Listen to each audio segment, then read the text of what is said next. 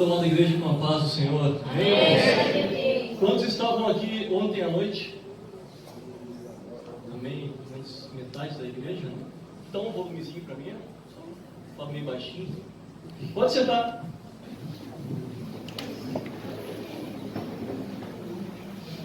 O tema, vou pedir já para o irmão colocar no projetor, tema escolhido pelos irmãos, em Atos 16, 25, um texto muito conhecido, de uma cena também muito conhecida, Paulo e Silas na prisão.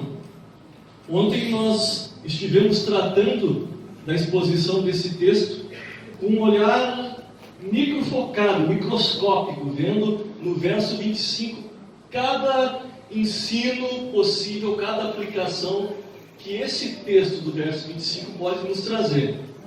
E hoje, como eu anunciei ontem, vamos ampliar o nosso microscópio e colocar os olhos sobre todo o trecho bíblico, de 25 a 34, o livro de Atos, capítulo 16. Vou pedir para você ler comigo, depois nós vamos lendo versículo por versículo, nós vamos fazer uma leitura geral agora no início. De 25 a 34. Por volta da meia-noite, Paulo e Silas oravam e cantavam louvores a Deus, e os demais companheiros de prisão escutavam. De repente, sobreveio tamanho terremoto que sacudiu os alicerces da prisão. E abriram-se todas as portas e soltaram-se as cadeias de todos. O carcereiro despertou do sono e, vendo abertas as portas do cárcere, puxando da espada, ia suicidar-se, supondo que os presos tivessem fugido. Mas Paulo bradou em alta voz: não te faças nenhum mal, que todos aqui estamos.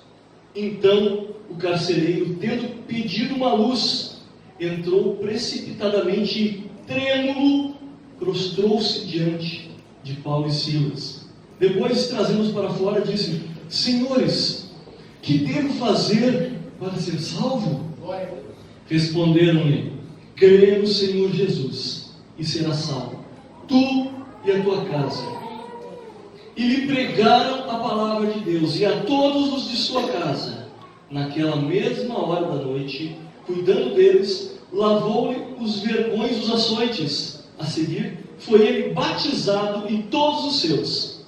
Então, levando-os para sua própria casa, lhe expôs a mesa, e com todos os seus manifestava grande alegria por terem crido em Deus. Amém. Permaneça com a sua Bíblia aberta para irmos acompanhando a exposição trecho a trecho dessa cena maravilhosa que nós já vimos ontem. Se deu na segunda viagem missionária de Paulo. Paulo chega através de uma visão que ele recebe de um varão macedônico, chamando: passa a Macedônia, nós precisamos de você, nós precisamos da tua ajuda. Paulo chega até a cidade de Filipos e ali se encontra à beira do rio com uma reunião de oração feminina. Provavelmente não havia sinagoga naquele lugar. Naquela reunião de oração, ele prega a palavra de Deus e se converte a primeira alma, que é Lídia. Lídia chama Paulo e seus companheiros para sua casa, estamos recapitulando para quem não estava ontem. E a partir dali, Paulo começa seu ministério em Filipos, diariamente indo pregar o Evangelho de Cristo. Nesse vai e vem das pregações do apóstolo, ele se encontra diariamente com uma menina que tinha um espírito de adivinhação. Essa menina com esse espírito de adivinhação dizia constantemente: estes são servos do Deus Altíssimo, eles nos anunciam o caminho da salvação. Paulo, uma hora, se cansou desse testemunho, que ele entendeu ser testemunho de demônios. Ele expulsa os espíritos, o espírito de adivinhação dessa menina. E com isso nós chegamos à cena da prisão, que lemos: pois os senhores desta escrava não gostaram de nada disso. Pegaram Paulo e Silas, levaram até os magistrados da cidade e acusaram: Esses aqui são baderneiros, desordeiros, eles estão trazendo ensinos que não cabe a nós romanos aceitar. Assim, foram açoitados severamente, diz a palavra de Deus. E nesse estado de sofrimento, caíram no cárcere fétido, escuro, na prisão interior, na pior das prisões. E assim chegamos ao texto. Esse texto de 25 a 34 que lemos pode nos trazer pelo menos 5 ensinos da prisão. Nós vemos ao longo de toda essa cena a ênfase na prisão. É Paulo e Silas sendo levados presos, tendo seus pés presos, o carcereiro sendo encarregado de prendê-los, eles louvando e os outros presos ouvindo, o Senhor abrindo as portas da prisão. Nós vemos que a prisão é o centro da ação. A cena é uma cena de prisão. Mas o que essa cena de prisão, o que essa prisão com esses dois missionários pode nos ensinar essa noite? Eu quero sugerir 5 pontos. Leamos um a um. Vamos começar com o primeiro, que está no verso 25. E perto da meia-noite, Paulo e Silas oravam e cantavam hinos a Deus, e os outros presos os escutavam. Ontem nós vimos esse verso trecho a trecho. Hoje vamos ampliar, vamos olhar todo o versículo. A gente vai se deparar com uma realidade maravilhosa. Amém. Glória a Deus. Aqui nós vemos a diferença entre a liberdade aparente e a verdadeira liberdade. Amém. Aos olhos de quem via a cena, eram 2 presos. Aos olhos do carcereiro, eram 2 presos. Ele foi encarregado de prendê-los. Aos olhos de quem via o corpo, era corpo preso. Mas aos olhos do céu, era alma livre. Aleluia. O espírito daqueles missionários era livre. Eles demonstravam que o aprisionamento do corpo, o aprisionamento da circunstância, da situação, não era capaz de prender o seu espírito missionário e adorador. É por isso que Paulo e Silas conseguiam louvar. É por isso que Paulo e Silas conseguiam orar em meio às lutas e às dificuldades de quem tem as costas severamente espancadas. Porque a verdadeira liberdade é a liberdade interior. É a liberdade da alma. Isso eles conheciam muito bem. Você conhece essa liberdade? Você cristão que entregou um dia sua alma para Jesus, conhece o que é ser livre internamente? Apesar das possíveis circunstâncias difíceis da vida. Nós vemos isso ao longo de toda a história da igreja. Nós vemos essa liberdade dando coragem para os mártires que se entregavam à morte, ao martírio, mas que a entrega era livre, era muitas vezes feliz e espontânea, porque o espírito era livre. Eu li um livro, eu creio que em 2015, chamado Torturado por Sua Fé. Torturado por Sua Fé é um livro da editora Fiel, falando propaganda para a editora que eu gosto muito aqui, que conta a história de um pastor da Bulgária, chamado Harman Popov. O pastor Popov era pastor da maior igreja evangélica da Bulgária na época. E o comunismo tomou conta do país. Com isso, muitos pastores fugiram, outros se renderam a exigências da máquina comunista que controlava o Estado, mas Popov resolveu resistir. Com isso, como era de se esperar, um dia a polícia comunista do Estado bate na sua porta, numa noite, lhe tira de sua filha e de sua esposa e o leva para uma casa onde ele permaneceria os próximos 2 meses e meio, 3 meses, até o seu julgamento. Nesses 2 meses e meio, 3 meses, ele não viu mais sua esposa, nem sua filha, não pôde se despedir dela. Ele viu um julgamento, onde ele foi condenado e ficou mais 13 anos na prisão. O mais maravilhoso ao ler a história do Popov é que quando ele saiu da prisão, depois daqueles 13 anos de tortura e sofrimento, passando de prisão em prisão, sendo transferido dos piores aos piores lugares, ele disse: eu não me arrependo de um momento. Se eu pudesse passar tudo de novo, eu passaria de novo, porque em cada prisão que eu fui transferido, eu deixei uma congregação escondida naquela cela. Os comunistas conseguiram prender o corpo de Popov, mas não prendiam a alma, porque aquele espírito evangelista que estava em Paulo e Silas naquela prisão também estava no irmão Popov. E é esse espírito adorador que não vê as circunstâncias, mas que é livre apesar das circunstâncias, que essa palavra nos chama a ter nessa noite, porque isso é libertador. Você pode pensar, não é libertador mesmo, porque a gente vê que Paulo e Silas foram libertos logo em seguida. Mas se nós vamos para 2 Timóteo, no último capítulo, capítulo 4, nós vemos uma situação diferente. Lá o apóstolo Paulo escreve: Timóteo, eu sei que eu já estou sendo entregue o sacrifício de libação. Chegou minha hora, eu vou ser entregue para morrer mesmo. Mas veja bem, combati o bom combate, completei a minha carreira e guardei a fé. Ele sabia que ia ser morto, mas o mesmo espírito da prisão de 13 anos atrás continuava vivo, guardando a fé. Isso nos mostra que, independente da possível libertação ou da falta de libertação, independente de você ser curado daquele mal que te aflige, ou de passar a vida inteira sofrendo com o mesmo mal, independente de você ter aquele sonho de infância ou da juventude realizado, ou passar a vida inteira sem ver esse plano se concretizar, você precisa manter um coração adorador aceso diante de Deus, porque é o nosso interior que traz a verdadeira liberdade. E essa liberdade testifica ao mundo quem é o nosso verdadeiro libertador. Amém, meus irmãos?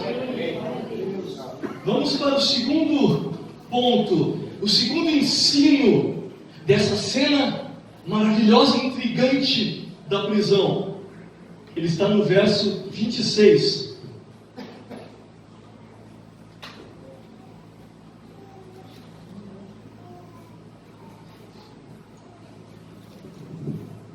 De repente, sobreveio tamanho terremoto que sacudiu os alicerces da prisão. Abriram-se todas as portas e soltaram-se as cadeias de todos. Aqui, o segundo ensino. A ação inesperada do Senhor trazendo libertação. Só que veja, essa ação ela não funciona em um momento qualquer. Tem uma relação com o verso anterior. Essa ação, ela tem uma relação com o estado de espírito daqueles prisioneiros. Há um descanso interior que traz paz, que traz, como vimos ontem, testemunho do Evangelho. E é neste ato, neste momento de descanso interior, quando ninguém esperava, que o Senhor age inesperadamente e traz a sua vitória. Isso é um ato comum na história do povo de Deus. A ação no momento inesperado, onde o Senhor olhava para o povo e não via aflição, onde o Senhor olhava para o povo e não via tensão e medo, mas via descanso, mas via boa expectativa, mas via confiança, mas via consciência de quem estava controlando a história era o Senhor. Aleluia. Nós vemos isso, por exemplo, na história de Israel. 2 Crônicas 20, você não precisa abrir que eu leio para você. 21 e 22 vai falar um desses maravilhosos momentos, dessa relação de descanso com ação inesperada.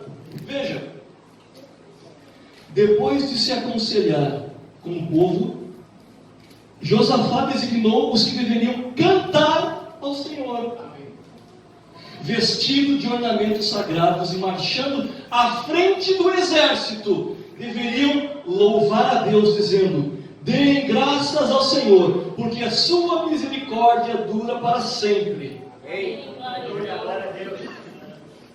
No momento em que eles começaram a cantar e a dar louvores, o Senhor pôs emboscada contra os filhos de Amon e de Moabe, e os de Monte Seir, que vieram contra Judá, e foram derrotados. O canto não era de guerra, o canto não era nem de clamor dizendo nos socorre. O canto não era nem um canto de vitória, de quem já estava contando vitória, não. O canto era um canto de gratidão e de adoração a Deus. Era um canto de quem se via em meio ao perigo, em meio à guerra, em meio à possível derrota daqueles grandes exércitos. E dizia: dou graças ao Senhor, porque a sua misericórdia dura para sempre. Eles podiam louvar ao Senhor diante do aparente perigo. Paulo e Silas também podiam louvar ao Senhor na prisão. Eu e você podemos louvar ao Senhor nas nossas piores circunstâncias, diante dos nossos maiores medos, diante das nossas maiores e mais difíceis decisões, diante até mesmo dos nossos aprisionamentos. Se nós tivermos essa consciência no nosso interior, de que o Deus soberano que guiava o povo de Israel em suas guerras, o Deus soberano que abria os grilhões de Paulo e Silas, é o mesmo Deus soberano que controla a nossa história. Vamos para o verso 27, por favor, de 27 a 30 agora.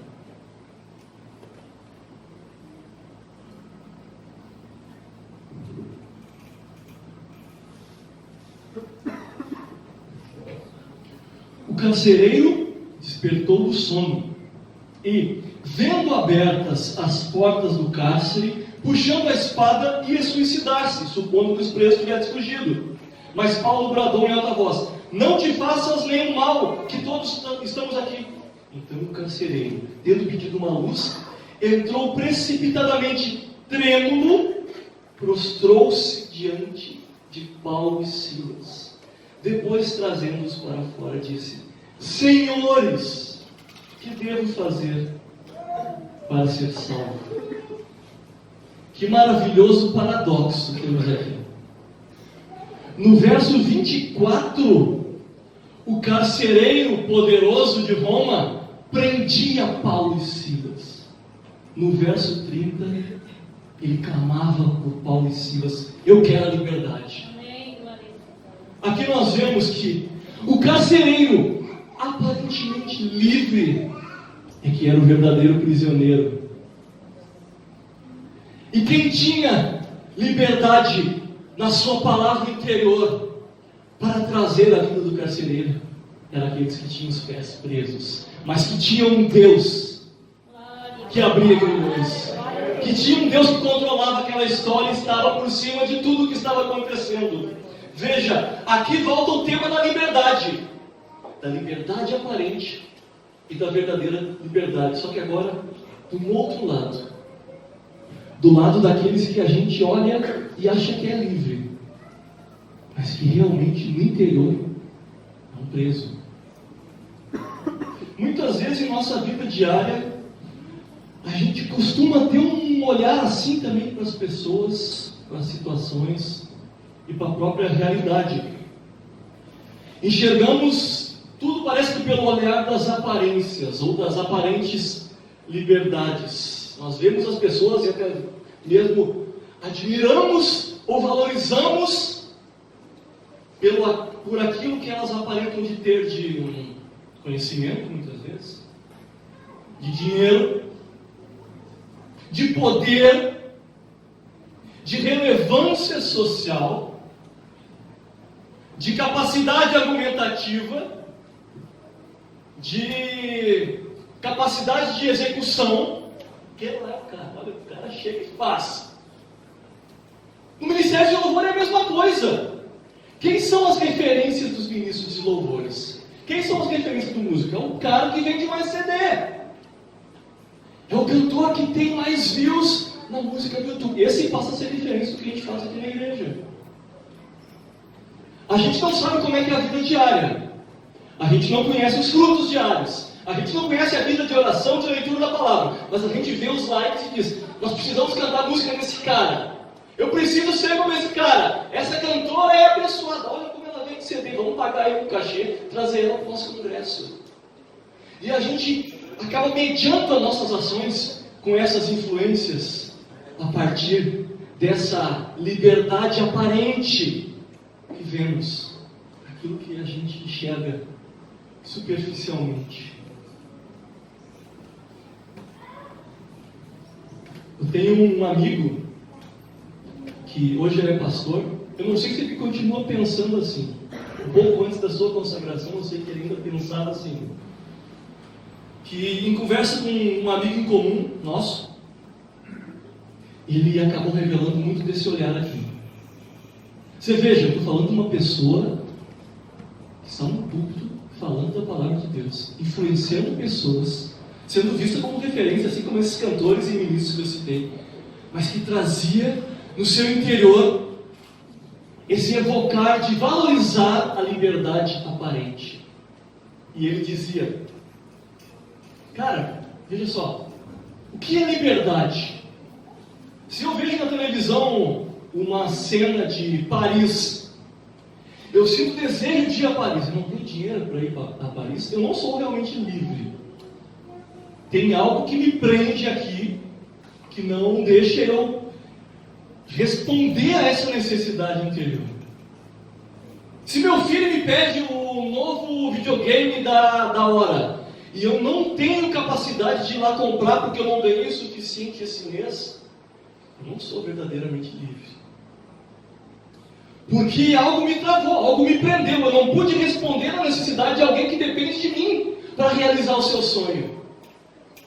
Você veja como que muitas vezes no nosso meio tem pessoas que proclamam a fé em Cristo, que lidam diariamente com a mensagem do Evangelho, que buscam a Deus diariamente e talvez influenciam outras, mas que ainda mantêm um olhar movido pelas liberdades aparentes. Mas veja como esse texto muda tudo, porque aparentemente aqui o bem-sucedido da história é o carcereiro. O cara que manda lá é o chefe da prisão.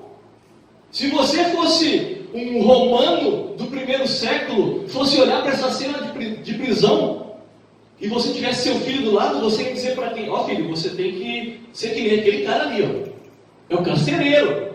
O carcereiro é a tua referência. Mas quando olhamos pelos olhos do céu, nós vemos um preso. E os presos nos grilhões eram quem tinha a verdadeira liberdade para apresentar. Nós temos que trazer de volta, irmãos, recuperar por meio do seio da igreja esse olhar que não enxerga a vida e a realidade pelas aparentes liberdades que esse mundo quer nos vender, mas pela liberdade real que a palavra de Cristo traz ao coração do pecador. Talvez assim até mesmo nossos atos missionários vão ser diferentes. A gente vai enxergar aquela pessoa que parece tão próspera que a gente não tem nem coragem de falar de Jesus. Aquela pessoa que parece tão sábia que a gente diz, não, esse aí não devo nem chegar perto. A gente vai chegar como um preso. É dele que eu preciso chegar perto. Ele ainda não foi liberto, apesar da sua liberdade aparente. Ele precisa reconhecer o verdadeiro libertador. Vamos seguir. Verso 31 e 32 nos traz o quarto ensino dessa maravilhosa cena da prisão.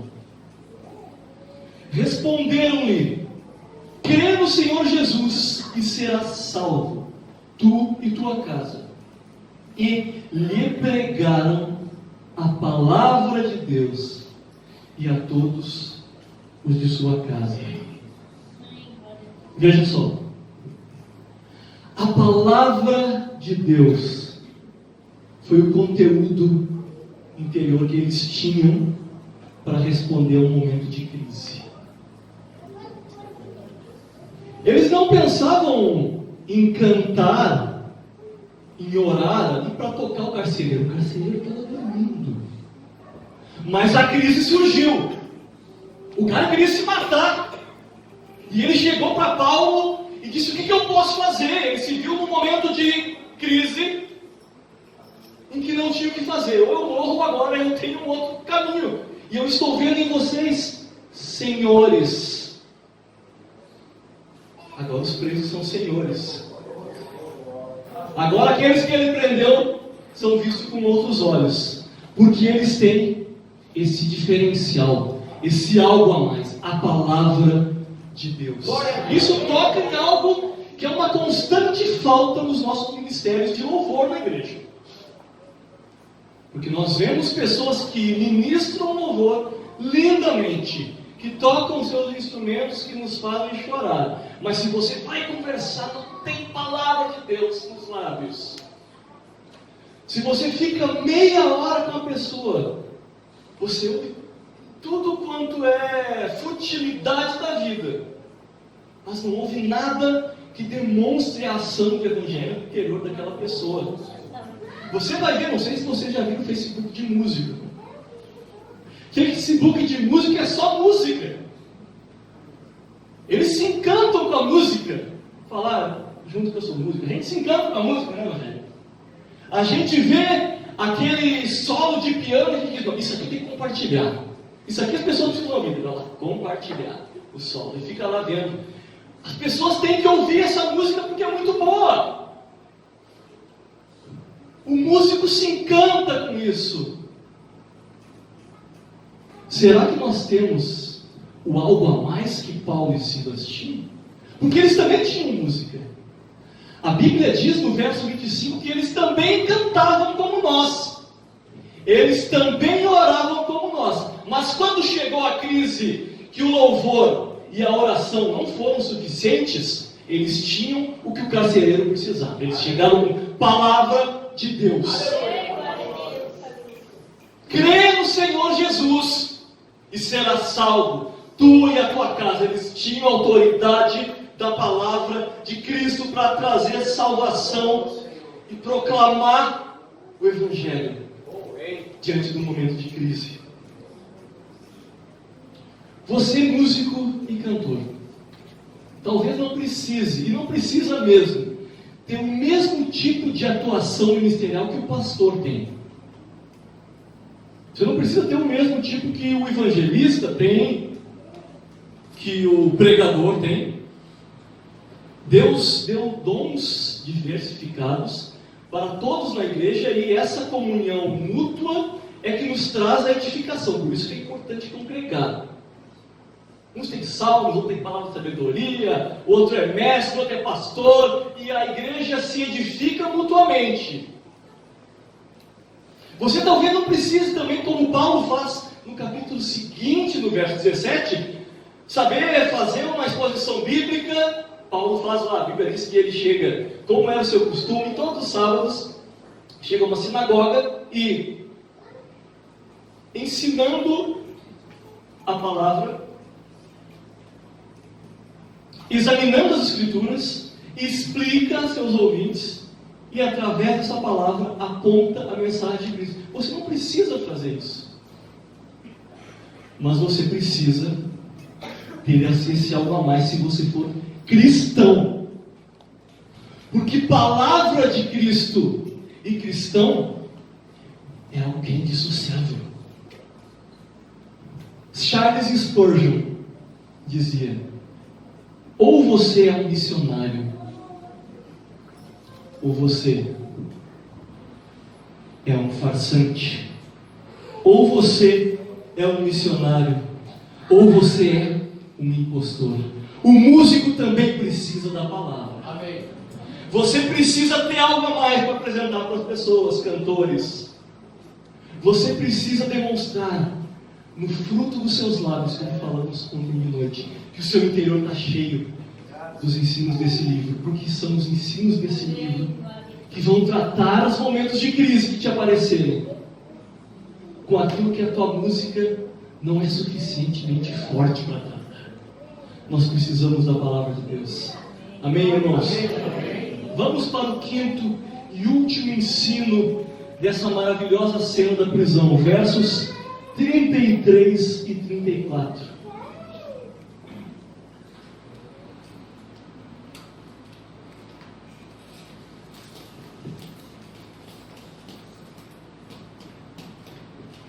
Naquela mesma hora da noite, cuidando deles, lavou-lhes os vergões dos açoites.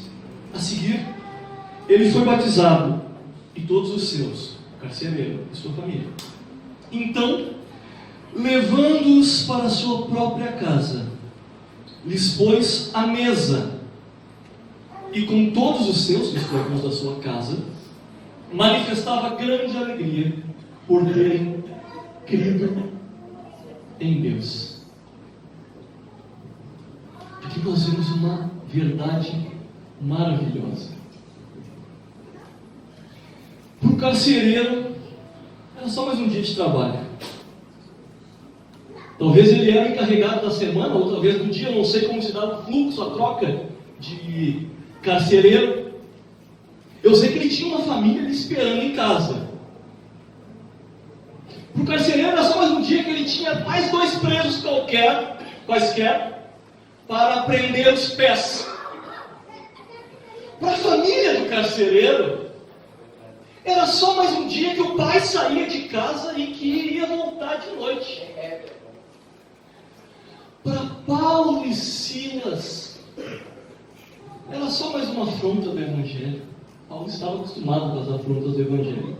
Tanto que ele não se importava com isso, ele orava e cantava, enquanto o carcereiro dormia, enquanto a família aguardava o pai. Aos olhos da ação humana, nós vemos 2 missionários presos, vemos um carcereiro romano trabalhando e uma família em casa aguardando. Mas aos olhos da providência divina, havia algo maior escrito na agenda para aquela noite. Aos olhos da providência divina, tinha um encontro escrito e marcado. Aquelas 3 histórias, a partir da meia-noite, iam se encontrar. Os 2 presos seriam libertos, iam se encontrar com um carcereiro em crise, e iam até uma família. E a salvação trazida desse encontro inesperado para essas pessoas, mas já escrito no céu, mudou a vida e a história dessas pessoas completamente, para sempre. Aqui nós vemos como as situações aparentemente corriqueiras e normais que a gente lida no dia a dia podem estar um passo à frente, demonstrando ser ações da providência de Deus para transformar histórias. Sua música me atrapalha um pouco, eu fico vendo os acordes. Aproximadamente 4 anos, irmãos, eu escrevi um texto, um sermãozinho, e postei no blog de um amigo. Não tem blog, eu posso postar esse sermãozinho aí. O músico cristão e o desejo de Ló. Eu falava sobre o desejo de Ló, de pegar a melhor terra, de estar no lugar que lhe provia melhor sustento e melhor manutenção para a sua atividade pecuária. Só que essa escolha por ter o melhor lhe levou para o lado de Sodoma. Essa escolha pela manutenção da sua profissão da melhor forma possível lhe levou para os riscos do pecado. Eu fiz uma aplicação com isso, trazendo os perigos e os problemas do músico cristão que leva uma vida dupla no sentido profissional, que está aqui ministrando hoje e que talvez domingo que vem esteja tocando em qualquer outro ambiente secular. Eu sei que existem diversas formas de tratar do tema, que não é o nosso tema aqui, mas eu escrevi esse texto e por um momento me arrependi. Durante uma semana eu tive que responder trocentos comentários de músicos furiosos comigo. E veio gente que eu nunca ouvi falar entrando no meu Facebook, que eu não sei quem que mandou aquele cara entrar. Olha, o cara foi ler e os piores comentários surgiram, as piores acusações. Eu passei uma semana discutindo com aquelas pessoas por causa daquele sermãozinho. Um dia eu estava indo para Sapucaia da aula. Eu me incomodei tanto com aquilo que eu pensei, vou chegar em casa e vou deletar, para não ter risco de mais ninguém vir me incomodar. Eu acho que até trazendo escândalo para o evangelho isso aí, porque está dando tanta briga, né? Passou, eu esqueci. Um tempo depois eu fui tocar no lançamento de uma cantora em Esteio. E o guitarrista da banda, um ótimo músico, foi lá, tocou. Eu estava tocando também, tocamos piano, nos conhecemos ali naquele momento, não conhecia o pessoal. No intervalo entre uma banda e outra, ele chega para mim, cara, eu tenho que te contar uma coisa. A gente nunca se conversou, eu também nunca te chamei para contar essa história, mas já que tu está aqui hoje, eu vou contar. Uma vez eu estava desempregado, tempos atrás, e eu tomei uma decisão, eu vou tocar baile. Tem um amigo meu que tem uma banda de baile, uma banda meio podrinha assim, mas ia me dar dinheiro. E eu fui lá e liguei pro cara e falei, eu tô dentro, me coloca aí que eu tô dentro. Beleza, fechou com o cara. Daí a minha mãe falou, filho, por que tu não faz uma oração antes de confirmar mesmo isso? Tu te conhece. Tu sabe que esses bailes vai tirar a oportunidade de estar tocando na igreja. Você vai estar no final de semana no baile, não com o teu instrumento. Você vai fazer o quê? Você vai tocar no grupo de oração? Você nem vai no grupo de oração. Você sabe como você é fraco. Você vai cair lá e você pode nunca mais voltar. Faça uma oração antes, eu não posso te proibir, mas faça uma oração e peça uma direção para Deus. O menino me contou que ele foi para o quarto, orou a Deus e entregou nas mãos de Deus, esqueceu, continuou com a sua decisão. Nisso ele diz, vou entrar no Facebook. E ele enxerga o meu texto no Facebook, dando a maior briga. Vou ler, tá dando uma treta. Ele me conta, cara, quando eu li aquele texto, aquelas frases me convenciam. Aquela palavra me convencia e só dizia, você tem que sair de lá. Liga pro cara. Ele disse que no mesmo momento que terminou o texto, pegou o telefone e falou, tô fora. Pouco tempo depois, ele conseguiu um emprego, casou, e no último seminário que eu tive há um mês atrás, numa grande igreja da região, ele era professor junto comigo lá. Este é um dos motivos que deve nos mover nos nossos ministérios, irmãos. Saber, ter essa consciência de que por trás das nossas mais corriqueiras atitudes, por trás das nossas mais comuns ações, pode existir um Deus que está movendo a situação. Pode existir um Espírito que está usando aquilo para mover uma história. Talvez do ponto de vista da ação humana, você venha para cá e pense que está só cantando mais um hino. Mas do ponto de vista da providência divina, uma frase da segunda estrofe do refrão pode atingir como flecha no coração. E aquela vida tem um encontro com Deus e nunca mais ser a mesma. Talvez do ponto de vista da ação humana, uma oração que te convide para fazer aqui, você possa tomar como mais uma oração qualquer, como todas que você faz diariamente. Mas talvez, do ponto de vista da providência divina, aquela frase que você fala inspirado pelo Espírito, vai tocar uma vida. Vai tocar o coração e a mente naquele lugar que só o Espírito tem acesso. E muitas vezes os resultados não serão nem vistos hoje, nem na semana que vem. Talvez a gente nem venha a saber dos resultados. Quem sabe disso é quem controla a história. Quem sabe disso é quem controla os propósitos de nossas ações. Seja os nossos textos como do menino. Seja a proclamação de Paulo e Silas. Seja uma prisão, um encarceramento. Há um Deus que que usa essas pequenas ações para transformar histórias. Conta-se que em 1934, o evangelista americano Mordecai Ham registrou em seu diário missionário, seu diário de evangelismo, reunião de avivamento, embaixo, Charlotte, Carolina do Norte. Fracasso. Apenas um jovem de 16 anos se entregou, William Franklin Graham Jr. 20 anos depois, na década de 50, ele decide reler os diários antigos. E Mordecai Ham descobre que William Franklin Graham Jr. agora era conhecido. Era Billy Graham.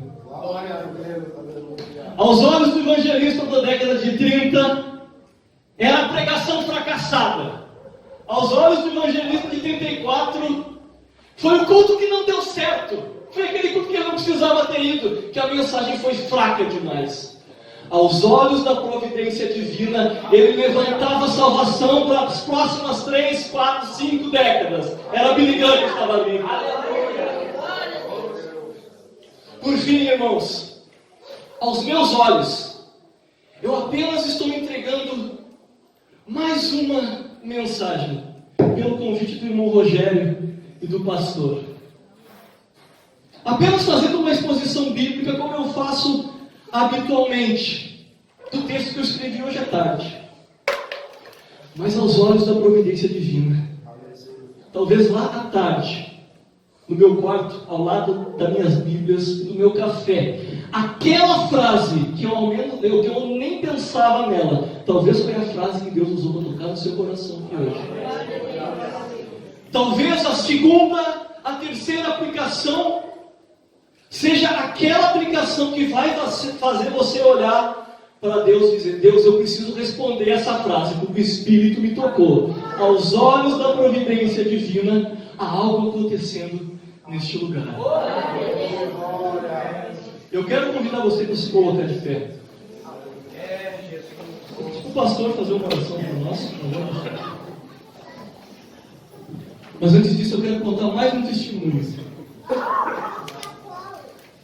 Ano passado, eu fui convidado para pregar à tarde numa igreja em Novo Hamburgo.